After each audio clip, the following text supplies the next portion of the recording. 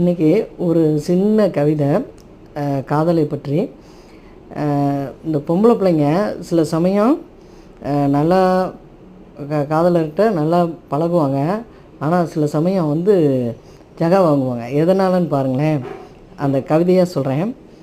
பார்த்தேன் பார்த்தேன் பார்த்தேன், ரசித்தாள் ரசித்தாள் ரசித்தாள், அழைத்தேன் அழைத்தேன் அழைத்தேன், வந்தாள் வந்தாள் வந்தாள், ஆனால் வீட்டில் பொறுக்கி என்று சொல்லிவிட்டாள் வீட்டில் பொறுக்கி என்று சொல்லிவிட்டாள்.